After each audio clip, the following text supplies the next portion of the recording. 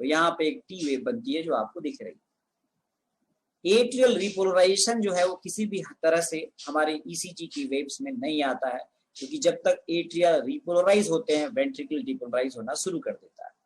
तो ये दोनों ही वेव्स दो पी, एक P Q R S complex फिर दूसरा P Q R S complex, इन दोनों के बीच में जो टॉप है पीक है इसको आर आर, ये दोनों वेव्स आर आर वेव्स हैं। मैं आपको दिखाता हूँ, ये देखिए, पहले आप इस ग्राफ को समझ लीजिए। यानी एक छोटा सा जो कॉलम है वो 1 मिलीमीटर का है, छोटा कॉलम, और एक बड़ा कॉलम जो है वो 5 मिलीमीटर का है, 5 मिलीमीटर का है। तो बड़ा कॉलम 0.2 सेकंड को रिप्रेजेंट करता है और हर छोटा कॉलम 0.04, यानी कि उसके जो है वो आप उसको डिवाइड कर दें तो आपको उस हिसाब से 5 से डिवाइड करेंगे तो 1 2 3 4 5 5 छोटे कॉलम्स हैं, तो 0.04 सेकंड से रिप्रेजेंट करेगा। और इसकी जो पूरी की पूरी जो विड्थ हम देखें तो ये 5 मिलीमीटर है। 5 छोटे कॉलम्स हैं इसमें, देखिए आप, और यानी कि 5 इधर से हॉरिजॉन्टल और वर्टिकल। उस वाले ग्राफ में थोड़ी सी तकलीफ थी देखने में आपको। टोटल जो है 25 छोटे खाने होते हैं। आप एक बड़े खाने में टोटल छोटे 25 खाने होते हैं, और एक छोटा खाना जो है वो आपको 0.04 सेकंड यानी 1 मिलीमीटर का होता है। तो एक पूरा बड़ा खाना कितने मिलीमीटर का हुआ? 5 मिलीमीटर का हुआ। और पूरा जो ग्राफ पे जो मूवमेंट है, मैंने बताया कि 5 मिलीमीटर को मूव करने में कितना समय लगता है? 0.2 सेकंड लगता है। 5 मिलीमीटर यानी एक बड़े खाने को मूव करने में 0.2 सेकंड लगता है। तो आप मान लीजिए तो 60 सेकंड में कितने खाने मूव करेंगे? तो 60 सेकंड में यानी 1 मिनट में आप देखें तो लगभग 300 स्क्वायर्स, बड़े स्क्वायर्स मूव कर जाते हैं। यानी कि अगर हम आगे देखें तो मैंने आपको बताया कि ये सबसे जो पहली वेव बनी वो पीक वेव बनी जब एट्रियल डिपोलराइजेशन स्टार्ट हुआ। फिर आपने देखा वेंट्रिकुलर डिपोलराइजेशन स्टार्ट होते ही क्यू वेव और आर वेव और फिर एस वेव बनी और अल्टीमेटली टी वेव बनी। तो यहाँ पे दो आर वेव्स के बीच का जो इंटरवल है इसको आर आर इंटरवल कहते हैं, जो आपको यहाँ डायग्राम में दिख रहा होगा। दो आर वेव के बीच का जो इंटरवल है ये आर आर इंटरवल कहलाता है। यदि आप इसके बीच में आ रहे बड़े खानों को काउंट कर लें और 300 से उसको डिवाइड कर दें तो आप हार्ट का रेट निकाल सकते हैं। यानी 2 आर आर, मेरी बात गौर से सुनिएगा, 2 आर आर इंटरवल के बीच में यदि 5 खाने आ रहे हैं तो 300 को 5 से डिवाइड कर दीजिए तो कितना हो गया हार्ट रेट बताइए? 300 divided by 5, 60 beats per minute. यानी कि आप ईसीजी को देख करके किसी व्यक्ति के ब्रेडिकार्डिया में होने या कीकार्डिया में होने इसको बड़े आसान से आप बता सकते हो। मेरी बात समझ में आई होगी आपको। यानी कि आप आर आर इंटरवल, क्यों आर आर इंटरवल आपने जाना है कि जो पूरी की पूरी 1 मिनट में कितने कितने कितने पूरे के पूरे खाने मूव कर जाते हैं। आपने देखा है कि एक मिनट में 5 बड़े स्क्वायर्स मूव कर जाते हैं। यानी कि आप लगभग 60 सेकेंड्स में 5 बड़े स्क्वायर्स मूव करते हैं। तो 300 स्क्वायर्स यानी कि आप अगर डिवाइड करेंगे 5 से तो आपको beats per minute 60 beats per minute 60 beats per minute आपकी हार्ट रेट आ जाती है। यदि ये आपको ज्यादा है, यानी कि अगर बहुत ज्यादा है अगर आर आर इंटरवल, तो इसका मतलब क्या होगा? यानी कि 8 से आप 300 को डिवाइड करेंगे तो हार्ट रेट क्या होता जाएगा? जितना आर आर इंटरवल ज्यादा होगा हार्ट रेट उतना ही क्या होगा? कम होगा। और जितना ही आर आर इंटरवल कम होगा हार्ट रेट उतना ही क्या होगा? ज्यादा होगा। मेरी बात समझ में आ रही होगी आपको। तो यानी कि आर आर इंटरवल को देख करके हम किसी भी ईसीजी में हार्ट रेट को हम इजीली देख सकते हैं। तो ये नॉर्मल ईसीजी का पैटर्न है। यहाँ देखिए ऊपर बता रखा है कि जो पी और ये पी वेव, जो पूरा का पूरा जो पी वेव बन रही है, यानी पी वेव और आर वेव के बीच का जो इंटरवल है ये पूरा एट्रिया को रिप्रेजेंट करता है। और आर वेव के एक आर वेव जो है कंप्लीट आर, और आर वेव पूरा आर का कंप्लीट हो जाना, आर एस जो कॉम्प्लेक्स है ये वेंट्रिकल के एक्टिविटीज को रिप्रेजेंट करता है। तो पी वेव और आर वेव के बीच भी एक इंटरवल होता है जिसे पी आर इंटरवल कहते हैं, और आर वेव के बीच भी एक इंटरवल होता है जिसे आर आर इंटरवल कहते हैं। हमने आपको बताया कि जो आर आर इंटरवल होता है उससे आप हार्ट रेट निकाल सकते हैं। तो आप किसी भी ईसीजी में आप देख करके आप हार्ट रेट निकाल सकते हैं। जैसे कि मैं आपको यहाँ पर एक ईसीजी दिखा रहा हूँ, जरा इसका हार्ट रेट निकालिए, इसके बीच के आप बड़े कॉलम्स काउंट करिए, जरा निकाल के मुझे बताइए चैट बॉक्स में। एक ईसीजी है ग्राफ पेपर पर, इस दोनों आरआर इंटरवल के बीच का आप देखिए, आप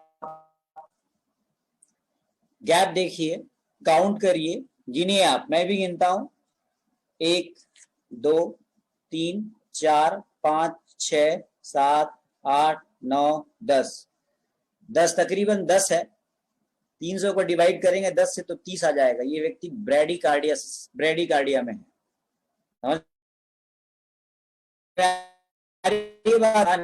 है।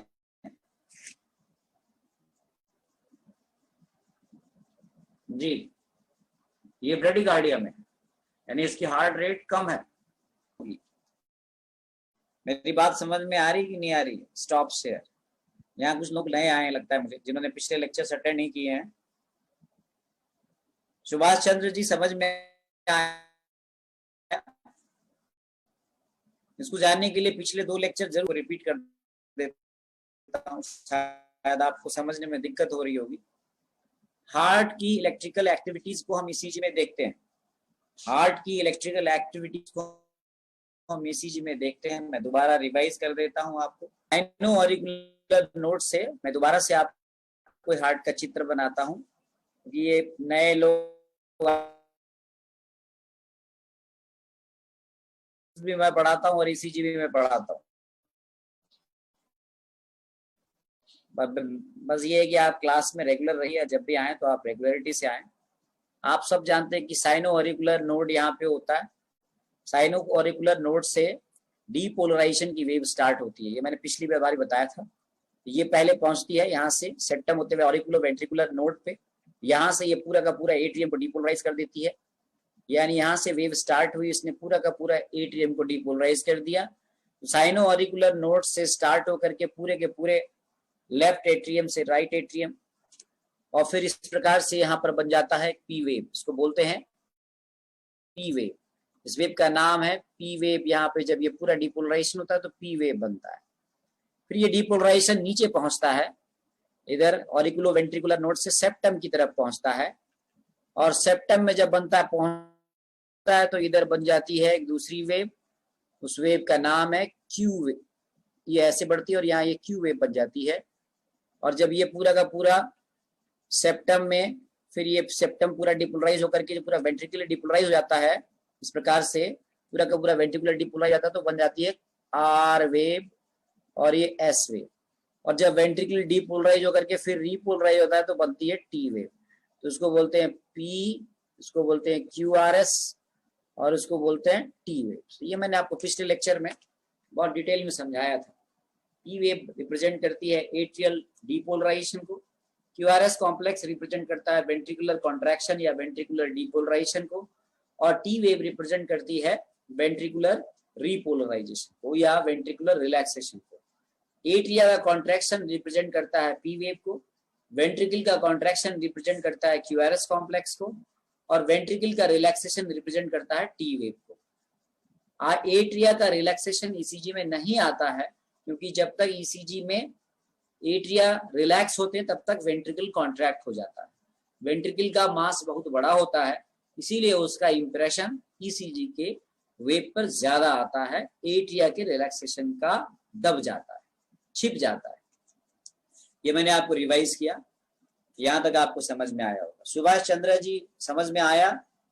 सर एक बार फिर बताइए प्लीज, नोट करना है। आप पिछला लेक्चर देखिएगा, मैं फिर से आपको बताता हूँ। सुनिए, दोबारा से आप सुनिए, पूरा का पूरा मुझे रिवाइज करना पड़ेगा, कोई बात नहीं, मैं रिवाइज करूंगा। नंबर एक चीज आपको पहले शुरू से बताता हूं मैं, ईसीजी जो है वो इलेक्ट्रोकार्डियोग्राम कहते हैं इसको। वैसे इलेक्ट्रोकार्डियोग्राम कहते हैं, यानी graphical representation of the electrical activity of heart. Heart की इलेक्ट्रिकल एक्टिविटी का ग्राफिकल रिप्रेजेंटेशन है। ईसीजी में जब भी आप ईसीजी को हम यूज करते हैं, क्लिनिकल डायग्नोसिस का एक पार्ट है। हम किसी भी, जैसे हम नाड़ी परीक्षा करते हैं, बहुत सारे एग्जामिनेशन करते हैं, यूरिन एग्जामिनेशन करते हैं, स्टूल एग्जामिनेशन करते हैं, हम जो है प्रकृति परीक्षण करते हैं, ये सभी डायग्नोस्टिक टूल्स हैं ठीक है ना। मैं आपको रिवाइज कर देता हूँ दोबारा से, कुछ लोग नए आए हैं। मेरी रविवार को लगभग हर रविवार को एक क्लास होती है, उसके अलावा और किसी दिन नहीं होती, और आधे घंटे की क्लास रखता हूँ। तो डायग्नोस्टिक टूल है ये, लेकिन इससे हम कंफर्म डायग्नोसिस नहीं बनाते हैं, ये केवल डायग्नोस्टिक टूल है। लेकिन क्लिनिकल सिम्टम्स के आधार पर हमेशा इन डायग्नोस्टिक टूल्स का इस्तेमाल रोगों के निदान के लिए किया जाता है। विशेष रूप से मैंने बताया कि ईसीजी जो है हमको normal activity of the heart को बताने में बहुत, मेरे शरीर में चल रही एबनॉर्मल एक्टिविटीज को बताने में बहुत मददगार होती है। भाई नॉर्मल जानने से क्या फायदा, अगर हम चिकित्सक हैं तो हमें एबनॉर्मल जानना, हम चाहेंगे कि हमें एबनॉर्मल क्या चल रहा है शरीर में ये जानना जरूरी है। तो इसके लिए नाड़ी परीक्षा करते हैं। सामान्य नाड़ी तो सब जानते हैं, पर असामान्य नाड़ी को जानना बहुत जरूरी है। ऐसे ही सामान्य हार्ट की तो सब एक्टिविटीज जानते हैं। सामान्य हार्ट क्या काम करता है, कितना उसका बीट्स पर मिनट उसका हार्ट रेट होता है, वो कॉन्ट्रैक्ट करता है, सिस्टोल करता है, डायस्टोल करता है, ब्लड प्रेशर सिस्टोलिक और डायस्टोलिक क्या होता है, ये सब जानते हैं। इसको जानकर के हमारे रोगी का क्या लाभ। हमें तो रोग के निदान के लिए abnormal activities of the heart को जानना है, और उस abnormal activity of the heart को जानने में ईसीजी की बहुत महत्वपूर्ण भूमिका होती है। जैसे कि बहुत सारी कंडीशंस ऐसी होती है, आप क्लिनिक में बैठे हैं, मायोकार्डियल इंफार्क्शन का कोई मरीज आपके पास चेस्ट पेन लेके आया, और आपने उसको इमीडिएटली डायग्नोज करके उसके विंडो पीरियड में ही उसे उसकी सही हायर सेंटर्स पर पहुंचा दिया, तो आप उसकी जीवन दाता बन गए। लेकिन यदि आपने कहीं उसकी मिस डायग्नोसिस करी, वो व्यक्ति आपके पास बहुत जबरदस्त सीवियर हार्ट पेन लेके आया और आपने उसको बिठा के सूद सेकर रस दे दिया, और थोड़ी देर में वो वॉमिटिंग करने के बाद वही डेथ हो गई उसकी, तो ये आपने अच्छा नहीं किया। वहां पर आप इसके लिए एक्सक्यूज नहीं मिलेगा आपको। वहां पर आपने यदि उसको विंडो पीरियड में ही, जब उसके मायोकार्डियल मसल्स डैमेज्ड हो रहे थे, ऑक्सीजन सप्लाई कम हो रही थी, आज की जो आधुनिक तकनीक है उसका इस्तेमाल करके उसे यदि आपने समय पर पहुंचा दिया होता तो शायद वो बच जाता। इसीलिए हम ये कहते हैं कि कोई भी चिकित्सा कंप्लीट नहीं होती, चिकित्साओं का समायोजन करके एक प्रकार से रोगी का लाभ देना, ये हमारा उद्देश्य होना चाहिए। अल्टीमेटली प्राणिनाम अरति नाशनम के उद्देश्य से हमें काम करना चाहिए। इसीलिए ये सारी जो टेक्निक्स हैं इनका इस्तेमाल करना आना चाहिए। अब आप कहेंगे तो फिर हम आपको सोशल मीडिया क्यों इस्तेमाल कर रहे हैं? Why I am using the Zoom? Why I am using the latest laptop? These all are the techniques. जब हम इनका इस्तेमाल कर रहे हैं तो आज के समय में आधुनिक परिप्रेक्ष्य में जो डायग्नोस्टिक नई टेक्निक्स आई है उनके इंटरप्रिटेशन को जानना भी एक चिकित्सक होने के नाते हमारा धर्म है। हम ये नहीं कह सकते कि हम इसको नहीं जानते हैं, इसको हम नहीं पढ़ सकते। इसीलिए महर्षि चरक ने भी कहा है कि योग मानसा तुयो विद्या देश कालोपपादितम, वो विद्या वो ज्ञान सबसे अच्छा है जो अल्टीमेटली और लेटेस्ट हो और देश काल के हिसाब से लिया गया हो। इसके अलावा पुरुषम वीक्षम सज्ञेयो भी सगुत्तम, हर मरीज की एग्जामिन करके उसको ट्रीटमेंट दिया जाए, वही चिकित्सक श्रेष्ठ है। यहाँ एक बात मैं आपको साफ स्पष्ट कर दूं, जो लोग इंटरनेट पर या फिर आपसे फोन कॉल करके मरीजों के लिए दवाएं पूछते हैं या दवाएं मंगाते हैं, वो कहीं भी सही नहीं कर रहे हैं। इस प्रकार से रोगों की चिकित्सा नहीं हो सकती, ये केवल व्यापार हो सकता है। तो यहाँ पर हमें डायग्नोसिस करने के लिए हर वो चीज आनी चाहिए। तो मैंने आपको ये बताया था। इसके अलावा मैंने बताया था कि जो ईसीजी है इसमें कुछ शब्द हैं, उनको वैसे ही लिया गया है, जैसे P wave, Q wave, R wave, S wave, T wave, इनको एब्रप्टली लिया गया है, इसके पीछे कोई लॉजिक नहीं है। मैंने आपको बताया था हार्ट 4 चैम्बर से बना होता है। आप सब जानते हैं हार्ट में left right atrial chambers, left right ventricular chambers होते हैं। आप सब जानते हैं 4 चैम्बर होता है, जिसे हम एट्रियम, पूरा कंप्लीट चैम्बर एट्रियम, और नीचे वेंट्रिकल होता है। आप जानते हैं कि एट्रियल मास वेंट्रिकल मास की अपेक्षा कम होता है, वेंट्रिकल मास ज्यादा होता है। और आप ये भी जानते हैं कि जो हमारी हार्ट जो है उसकी सबसे इंपॉर्टेंट क्वालिटी है ऑटोरिथमिसिटी। ऑटोरिथमिसिटी का अर्थ होता है स्वयं में धड़कने की क्षमता, अपनी रिदम में स्पंदन करने की क्षमता। ये हृदय के अंदर ये गुण होता है, हृदय की मांसपेशियों में ये गुण होता है। और वो स्पंदन कहाँ से शुरू होता है? आप सब जानते हैं, वो स्पंदन साइनो ऑरिकुलर नोड से स्टार्ट होता है। यानी बैंड मास्टर आपने देखा होगा, जब कहीं पर म्यूजिक बजाते हैं, मल्टीपल म्यूजिक अगर हम देखते हैं तो वहां पर एक बैंड मास्टर बैठा होता है जो पूरे म्यूजिकल इंस्ट्रूमेंट्स को कनेक्ट कंट्रोल करता है, जिसे हम ऑर्केस्ट्रा का बैंड मास्टर कहते हैं। सारे गिटार, सितार, जितने भी इंस्ट्रूमेंट हैं, ढोल, ये सारे उसी के निर्देशन पर बजाए जाते हैं। ऐसा ही पूरे हार्ट के रिदम का जो बैंड मास्टर है वो कहाँ बैठा है, वो साइनो ऑरिकुलर नोड के रूप में एट्रियम में बैठा हुआ है, और वो सारा डीपोलराइजेशन वहीं से स्टार्ट होता है। इसीलिए हार्ट की जो रिदम है, कैसी रिदम कहलाती है, उसको साइनस रिदम कहते हैं। यानी वो साइनो ऑरिकुलर नोड से स्टार्ट होती है। साइनो ऑरिकुलर नोड से स्टार्ट होने के बाद मैंने अभी अभी आपको चित्र में दिखाया, वो जो डीपोलराइजेशन है, हमारे शरीर में कहीं पर भी मसल कॉन्ट्रैक्शन हो रहा है, कहीं पर भी मसल एक्टिविटीज हो रही हैं, एक्टिन मायोसिन आप जानते हैं जो फाइबर होते हैं, ये मस्कुलर एक्टिविटीज के लिए रिस्पॉन्सिबल होते हैं, कॉन्ट्रैक्शन और रिलैक्सेशन के लिए रिस्पॉन्सिबल होते हैं, और इसमें इलेक्ट्रिसिटी चेंज होती है, पोलरिटी चेंज होती है। बिना पोलरिटी के चेंज के कोई मूवमेंट नहीं होता हमारे शरीर में, जिसे हम आयुर्वेद के हिसाब से हम ये कह लें कि एक इंफॉर्मेशन आगे जाती है, प्राण की शक्ति कह लें या हम जो भी कह लें। एट्रियल फिब्रिलेशन में क्या होता है इसको हम आगे बताएंगे। एट्रियल फिब्रिलेशन में बैंड मास्टर कई हो जाते हैं कल्पना जी। जैसे कि मान लीजिए कि एक ऑर्केस्ट्रा है ना, तो ऑर्केस्ट्रा का एक मास्टर है, सारे ड्रम बज रहे हैं, पर ड्रम वाला अलग मास्टर हो जाए, सितार वाला अलग मास्टर हो जाए, गिटार वाला अलग मास्टर हो जाए, तो कल्पना जी उसको एट्रियल फाइब्रिलेशन कहेंगे। हर हिस्सा अपने आप में जो है वो अलग से जो है वो बैंड मास्टर का काम कर रहा है। That is called atrial fibrillation. इसको कंट्रोल करने के लिए डीफिब्रिलेट किया जाता है उस कंडीशन में। ये आगे हम आपको बताएंगे।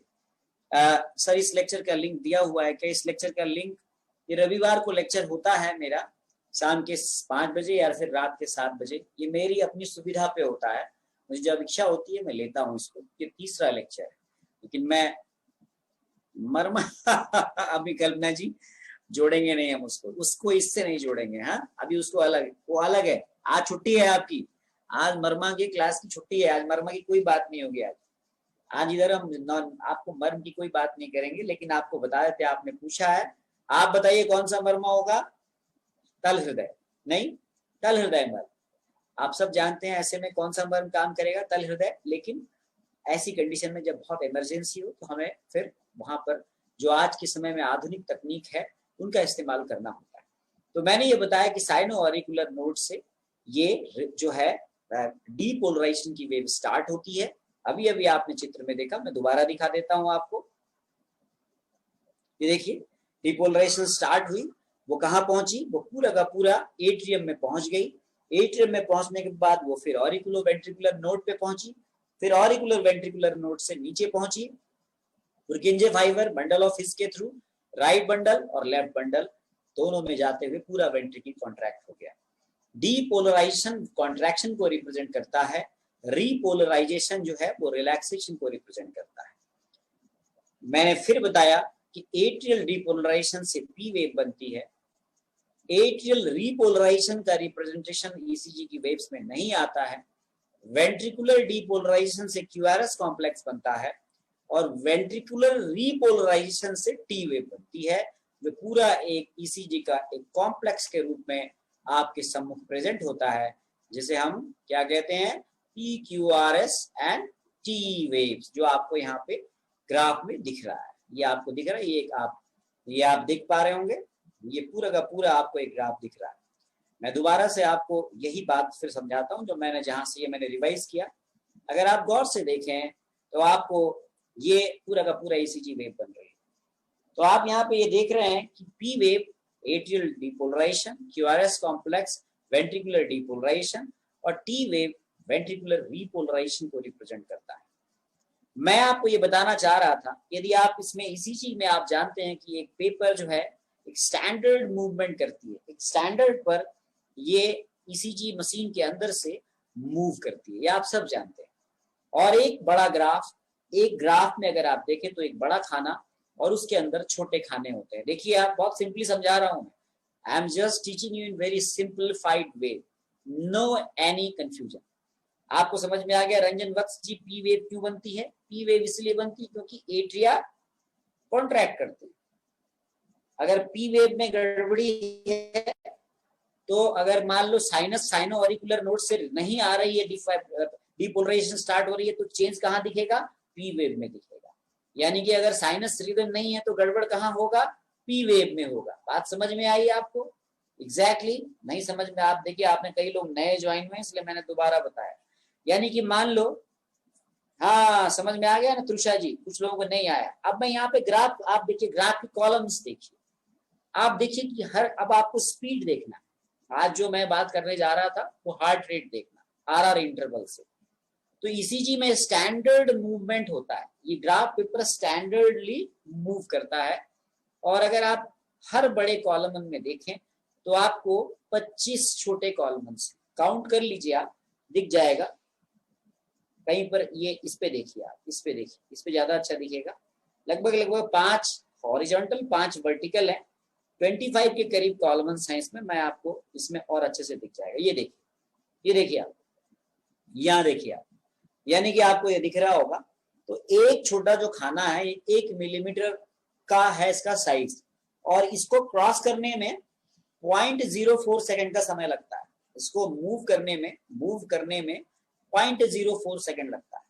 और पूरा जो बड़ा खाना है, बड़ा स्क्वायर है, अगर आप इसकी पूरी डिस्टेंस कैलकुलेट करेंगे तो वो 5 मिलीमीटर होगा। छोटा खाना 1 मिलीमीटर का है, तो बड़ा खाना 5 मिलीमीटर का है। तो जब 1 मिलीमीटर को क्रॉस करने में 0.04 सेकंड लग रहा है, तो गणित के हिसाब से 5 मिलीमीटर को जाने में कितना समय लगेगा? 0.2 सेकंड लगेगा। लगेगा कि नहीं लगेगा बताइए आप? 0.2 सेकंड लगेगा नहीं लगेगा एक बड़े खाने को क्रॉस करने में? लगेगा। यदि आप, अब आप देखिए, तो आप यानी कि 0.2 सेकंड में एक बड़ा खाना जाएगा नहीं, तो आप 60 सेकंड में कितना जाएगा? आप कैलकुलेट कर लीजिए। 1 मिनट में कितना जाएगा? कितने जाएंगे खाने? 1 मिनट में 300 बड़े खाने क्रॉस कर जाएंगे, 300 बड़े स्क्वायर्स क्रॉस करेंगे। तो इस प्रकार से आप, जब आप इस वेव को देखते हैं, जब ये दो आप वेव देखते हैं, तो दो PQRST के बीच में एक दो डिस्टेंस आता है, दो आर वेव्स के बीच में, जिसको हम आर इंटरवल कहते हैं। तो यदि आर इंटरवल के बीच में आने वाले बड़े खाने को आपने काउंट कर लिया और उसकी संख्या को 300 से आपने उसकी संख्या में आपने 300 में उस संख्या से आपने भाग कर दिया, तो जो आपको संख्या आएगी वो हार्ट रेट को बताती है। उदाहरण के तौर पर यदि आर इंटरवल के बीच में 5 बड़े खानों की डिस्टेंस आई, तो आपने 300 को 5 से भाग दे दिया, 60 आ गई। यदि ये 4 आई तो आपने 4 को डिवाइड कर दिया आपने 300 से, तो लगभग 78 के आसपास जो है हार्ट रेट आएगा। यानी कि आप ईसीजी में आप सिंपली आप देखते ही आर इंटरवल को देखते ही, यदि आर इंटरवल के बीच का गैप ज्यादा है तो आप ये कह सकते हो जितना गैप ज्यादा होगा उतने बड़े कॉलम्स आएंगे, और 300 में आप भाग करेंगे तो उतनी ही संख्या क्या आएगी? उतनी ही संख्या कम आएगी। यानी कि ये क्या बताता है? ब्रेडिकार्डिया को बताता है। बात समझ में आ रही है? यानी कि आप 8 आ गया तो 8 बड़े खाने आ गए, तो 8 को आप 300 से भाग लगाएंगे तो क्या आएगा? 40 के करीब आएगा। टैकीकार्डिया को ये आपको ब्रेडिकार्डिया बताएगा, क्योंकि ब्रेडिकार्डिया हार्ट रेट कम हो गई। और जितनी आर इंटरवल के बीच में आपको डिस्टेंस जितना कम होगा उतने बड़े कॉलम्स कम आएंगे, और उतनों को आप 300 से भाग देंगे तो आपको हार्ट रेट क्या होगा? ज्यादा आएगा, जो टैकीकार्डिया को बताएगा। यानी कि आप इस चीज के ग्राफ में जनरली देख करके दो आर इंटरवल के स्पेस को आप इजीली टैकीकार्डिया और ब्रेडिकार्डिया को आप बता सकते हो। इसी प्रकार देखिए आप पी वेव और जहां से आर वेव कंप्लीट होती है उसके बीच का पूरा इंटरवल पी आर इंटरवल कहलाता है, जिसे 0.16 सेकेंड्स के रूप में। आपको ये समझ में आया? नहीं आया तो आप मेरे से पूछ सकते हैं, सर कोई जरूरी नहीं कि बड़े खाने ही क्रॉस करें। हाँ, तो आप छोटे खाने से क्रॉस जोड़ लो ना, छोटे खाने से भी आप जोड़ सकते हो। फिर आपको छोटे खाने का हिसाब निकालना पड़ेगा। छोटे खाने से करोगे तो फिर बड़े अंक से भाग देना पड़ेगा। आपको इजी मेथड बता रहा हूँ मैं आपको। देखिए प्रमोद कुमार मिश्रा जी, हमारा उद्देश्य जो है वो इजीली एक्सेस करना है। अगर आप छोटे खाने को कैलकुलेट करोगे तो पूरा डिस्टेंस और पूरा जो कॉलम्स क्रॉस कर रहे हैं, फिर छोटे खानों में आपको कैलकुलेशन करना पड़ेगा। फिर ये 300 का आंकड़ा नहीं आएगा, फिर आपको ज्यादा आंकड़ा आ जाएगा। आप हर में आप फिर मल्टीप्लाई करो, फिर एक बड़े खाने में कितने छोटे खाने आ रहे हैं? 5, तो आपको 1500 आ गए। फिर 1500 से आपको भाग लगाना पड़ेगा। कितना से करना पड़ेगा? 1500 से। आपको बात समझ में आई आपको प्रमोद मिश्रा जी? फिर 1500 से डिवाइड करेंगे तो रिजल्ट तो वही आएगा ना, रिजल्ट तो वही आएगा। तो आप बड़े खाने से करो चाहे छोटे खाने से, फर्क क्या पड़ रहा है? रिजल्ट तो वही आ रहा है। छोटे खाने आपको तो क्या करना है, आपको तो हार्ट रेट निकालना है ना भाई। आप बड़े खाने से निकालो चाहे छोटे खाने से निकालो। छोटे खाने से निकालोगे तो 1500 में से भाग लगाना पड़ेगा। बड़े खाने से करोगे तो 300 से भाग दो, 300 में भाग दोगे आप। बात आनी हार्ट रेट है। कुल मिला के मेरा जो बताने का उद्देश्य था कि हार्ट रेट को आप RR इंटरवल से कैलकुलेट कर सकते हो। तो मैंने आपको क्या क्या बताया अब तक के लेक्चर से? आपने ये जाना, पहली बात, 2 R वेव्स के बीच की डिस्टेंस को देख करके हम हार्ट का रेट पता लगा सकते हैं। Either the patient is suffering from bradycardia और इज और she is suffering from tachycardia. दूसरी चीज पी वेव बहुत इंपॉर्टेंट है, जो आपको सामने दिख रही है।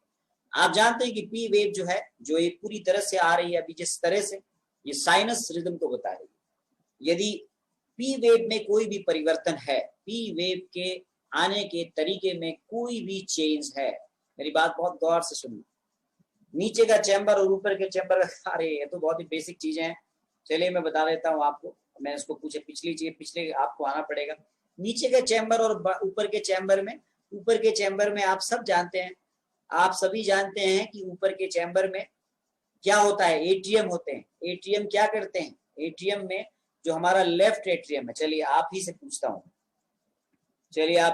हूँ, लेफ्ट एट्रियम और लेफ्ट वेंट्रिकल, वहां पे कौन सा वाल्व होता है? कौन बताएगा? Left atrium, left ventricle, right atrium, right ventricle. बताइए, 4 चैम्बर्स हैं। बहुत बेसिक चीजें हैं, ये पता ही होगा आपको। भूल गए होंगे तो मैं रिपीट कर देता हूँ जी। कल्पना जी बताएंगी, चलिए कल्पना जी अभी बताएंगे। देखिए कल्पना जी बता रही है, सुनिए बहुत अच्छा है जी। Right atrium and right ventricle is tricuspid valve and left atrium and left ventricle is bicuspid. और साइनोऑरिकुलर नोड कहाँ होता है? राइट एट्रियम होता है। तो राइट एट्रियम में होता है ना? पक्का ना? नहीं पता। कंफ्यूज है आप। देखिए ऐसे नहीं होने का, बिल्कुल आप कॉन्फिडेंट रहिए। कौन बताएगा मुझे? चलिए बहुत बेसिक चीजें पूछ रहा हूँ, घबराइए नहीं, आराम से बताइए। और कोई बताएगा मुझे? देवेंद्र पाटिल जी बताएंगे, रमीला जी बताएंगे, त्रुषा जी बताएंगे। पूरा हार्ट का वायरिंग डायग्राम बताइए ना आप मुझे, मैंने आपको पहले भी बताया था जी। पूरा वायरिंग डायग्राम बनाइए, मैं बना के दोबारा दिखाता हूँ। ले दीजिए, आपने पूछा तो मैं दोबारा बना के दिखाता हूँ आपको। आपका बिल्कुल कॉन्सेप्ट क्लियर करना बहुत जरूरी है। देखिए इधर देखिए आप, जब भी हार्ट हम देखते हैं,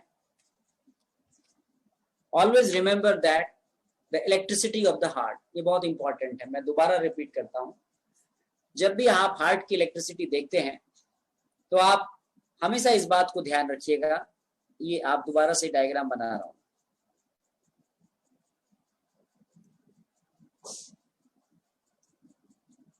ठीक है जी। ये राइट एट्रियम है, ये लेफ्ट एट्रियम,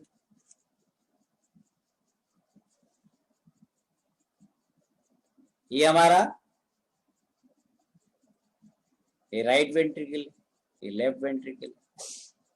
ये वायरिंग डायग्राम। चलिए नमस्कार। अभी कुछ देर पहले मैंने एक लेक्चर लिया था इसी से रिलेटेड, उसमें 2 चीजें बतानी बहुत जरूरी थी, एक तो सर्कुलेटरी डायग्राम और एक वायरिंग डायग्राम। मैं चाहता हूं कि मैं आपको एक वीडियो के माध्यम से, जो भी हमारे फेसबुक पर लोग देख रहे हैं, पहले उनका कॉन्सेप्ट सर्कुलेशन के बारे में एकदम क्लियर होना चाहिए। आप इस वीडियो को देखें, मैं समझाता जाऊंगा और आपसे सर्कुलेटरी डायग्राम ऑफ हार्ट आप समझ सकेंगे। अगर आप हृदय को देखें, अगर आप, तो हृदय जो है एक मांसपेशी से बना हुआ पूरा रचना है और कंप्लीटली देख सकते हैं, कॉन्ट्रैक्शन और रिलैक्सेशन आप देख सकते हैं। जो हमने आपको डायग्राम बनाया था उसमें राइट साइड और लेफ्ट साइड दोनों आपको दिख रहे थे। आप सब जानते हैं कि पूरा ये ऑक्सीजनेटेड ब्लड को ये कंप्लीटली जो है हमारे शरीर में पहुंचाता है, और ये ऑक्सीजनेटेड एयर हमारे अल्टीमेटली जो ब्लड वेसल्स कैपिलरीज है उसके माध्यम से अल्टीमेट सेल्स तक पहुंचती है। 5 quartz of blood every minute जो है हमारे शरीर में पहुंचता है और लगभग एक दिन में 1 lakh beats per minute heart जो है वो धड़कता है। देखिए डीऑक्सीजनेटेड ब्लड जो है वो वापस आता है हार्ट में राइट एट्रियम से राइट वेंट्रिकल में, जहां पर ट्राइकस्पिड वाल्व होता है, और फिर यहाँ से ये पल्मोनरी आर्टरीज के द्वारा लंग्स में जाता है, जहां पर ये क्या होता है, जहां ये क्लैरिफाई होता है, प्यूरिफाई होता है, और फिर ऑक्सीजन जो रिच ब्लड है वो फिर लेफ्ट एट्रियम से लेफ्ट वेंट्रिकल में आता है और फिर ये लेफ्ट वेंट्रिकल से एओर्टा के थ्रू पूरे बॉडी में जाता है। तो ये आपको इसमें 4 वाल्व्स होते हैं। अगर आप देखें तो ट्राइकस्पिड वाल्व जो है और माइट्रल वाल्व दो होते हैं, और एक पल्मोनरी वाल्व और एक एओर्टिक वाल्व, ये 4 वाल्व्स होते हैं जो वन वे ट्रैफिक को अलाउ करते हैं। आप देखिए ये देखिए ये वाल्व का मूवमेंट है, आपको बहुत क्लियर दिख रहा होगा। तो ये मैंने आपको एक प्रकार से आप हार्ट की कॉन्ट्रैक्शन और रिलैक्सेशन को देखिए। आप ये सिस्टोली कहते हैं, जब कॉन्ट्रैक्शन हुआ तो सिस्टोली कहलाया और जब रिलैक्स हुआ तो डायस्टोल कहलाया। तो जब देखिए आप जब वेंट्रिकल कॉन्ट्रैक्ट कर रहे हैं तो लंग्स में भी भेज रहे हैं वो ब्लड को, है ना, और दूसरी तरफ ऑक्सीजनेटेड एयर को जो है वो सिस्टम में भी भेज रहे हैं। और जब वो रिलैक्स कर रहे हैं तो क्या कर रहे हैं, ब्लड आ रहे हैं दोनों तरफ से, ऑक्सीजनेटेड भी और डीऑक्सीजनेटेड भी। तो ये प्रक्रिया लगातार रिपीटेडली हो रही है। आप देखिए बराबर हो रही है। और कोरोनरी आर्टरी जो है वो स्वयं हार्ट के सर्फेसेस को ब्लड सप्लाई देती है। आप देखिए बहुत क्लियर आपको दिख रहा होगा, ये पूरी एक नेटवर्क ऑफ ब्लड वेसल्स होती है जो ऑक्सीजन रिच ब्लड को हार्ट को देती है। और अब हम आपको दिखाते हैं वो इलेक्ट्रिकल वायरिंग को, जो मैं बताता हूँ।